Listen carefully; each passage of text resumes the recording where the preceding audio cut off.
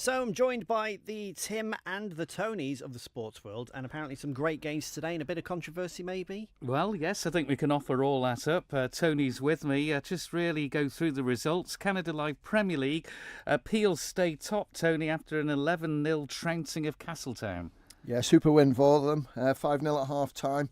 Rhys Oates with a late 3 goals, but before that it was Lee Gale with a couple, Billy Kenyon got 2, Mark Kelly, and also Castletown scored 2 own goals, so 11-0. And St Mary's stay very much in touch with an 8-0 win against Moraun, and they're grateful that the game was played up at Douglas Royal. Yeah, I've been asked to thank Douglas Royal very much for the use of the pitch, but it was 3-0 at half-time.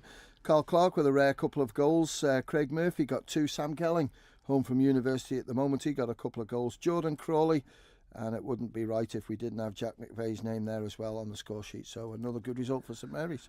2 points dropped by Russian. They were held 2-2 by Douglas Athletic. Yeah, I watched a bit of this game, and Douglas Athletic were trailing 1-0, goal scored by Alex Guy, but then Lee Ford equalised to make it 1-1.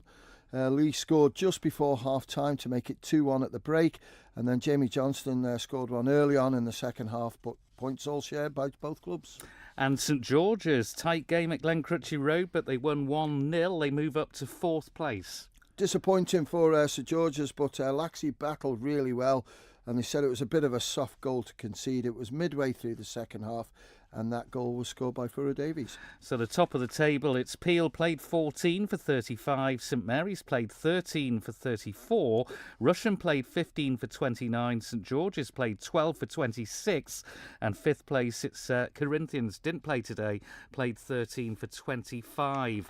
In Division 2, and Ramsey Youth Centre and Pulrose, the top 2, finished 1-1. Really good game this to watch, Tim, and when Pulrose took the lead in the first half, Joe Canepa with a belter left-footed to give Pulrose the lead, and then in the second half an equally cracking goal by Jason Crane to make it 1-1. Jason Smith was sent off for Ramsey Youth Centre a couple of minutes from the end, but I have to say 2 exceptional displays by both goalkeepers. Rob Stringer for Pulrose, excellent game, but the man of the match by far, Greg Radcliffe for Ramsey Youth Centre. Some unbelievable saves. Well done to them. All the players played their part, and obviously the goalkeepers kept the score down as it was. Ramsey couldn't take advantage, though, in third, drew 0-0 with Union Mills. Yeah, I think the talking point on this one was Dominic Parrish. He got sent off in the first 5 minutes, which meant that Ramsey lost one of their best players, but a good display by Union Mills, and Ramsey will have dropped key points there with the battle at the top of the table. And so have Foxdale. None of the top 4 winning. Foxdale were beaten 5-2 away at Onken. Great game by Onken, so I don't know what David Rees said to them, but Sam Greasley with 2, Dale Walker on the score sheet, Mark Rees and Rob Callow. Also Onken had James Caruso sent off, don't know when, but for Foxdale it was a goal by Ricky Newsham and 2 by Liam Parker. That made it a little bit closer than maybe it was. And Malou in 5th, they won 3-2 against Douglas and District, so they're now level with Foxdale on points. I haven't got Malou's goal scorers, but for Douglas and District, that man yet again, Rob McAuliffe with 2. Michael 2, Jim's 2. Good display by Michael. Nick Hurt with 1 and Kyle Moore. For Jim's, it was Mark Baines and Adam Johnson, and I think Kyle Moore's goal was near enough the last kick of the game. And Air 4, Governors Athletic 1. That's all we've got in that one.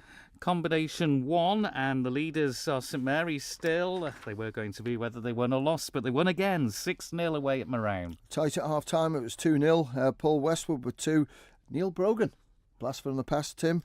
Jamie Skillen got 1, Josh Molyneux, and Michael Hutton got the other. Corinthians up to 2nd, 6-0 against Old Boys. Really good performance by Corinthians. Most of the damage done in the first half. I think it was 5-0.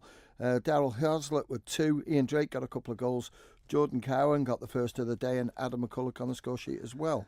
And it was Laxey's 2, St George's 8. Yeah, no goal scorers on that game. And St John's 8, Braddon 0. And no goal scorers for St John's. And in combination 2, the results, Onken won 5-0 away at Foxdale. They stay top.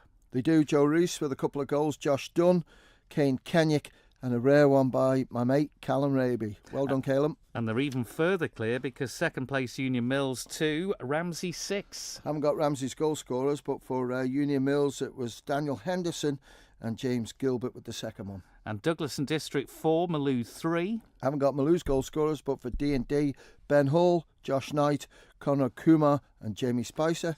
And Governors Athletic 4, Air 2. And I haven't got any goal scorers on that one. And we haven't got the result for Jim's against Michael. 166 177 on the text if you can. Mark, there's a text come in, I believe. Yeah, a bit of controversial one, this one. Hi, Tony and Tim. Got to say, extremely disappointed why Castletown Combi have called the game off. Twice now they have done this to us this season. Absolutely disgraceful. Not having a go, but something needs to be done. Far too easy these days to call games off. Then they will play someone else next game and lose 12-0. They've cost Peel Combi 20 goals this season. Now, who exactly is in charge to moderate or govern that? I don't know. Who? Tony. It's the FA and the clubs. The clubs put the rules in place and the FA make the rules be adhered to. And it's something, seriously, the clubs have to look at because it's getting worse and worse each year. We potentially could have had two games today because the old boys won at Blackberry Lane. The pitch was past fit this morning.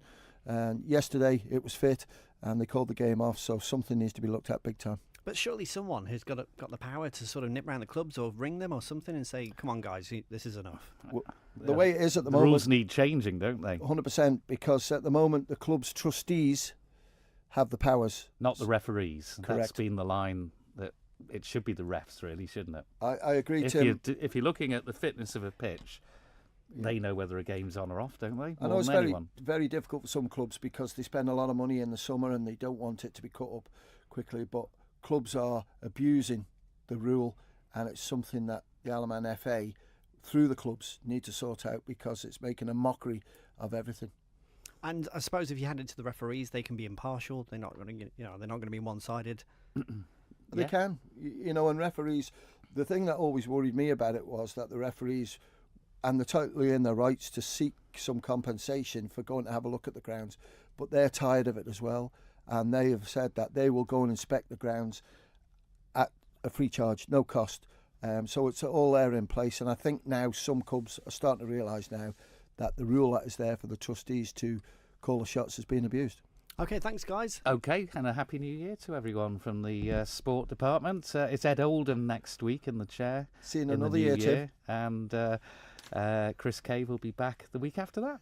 Excellent. Although I do like Tim and Tony, the show. That sounds great to me.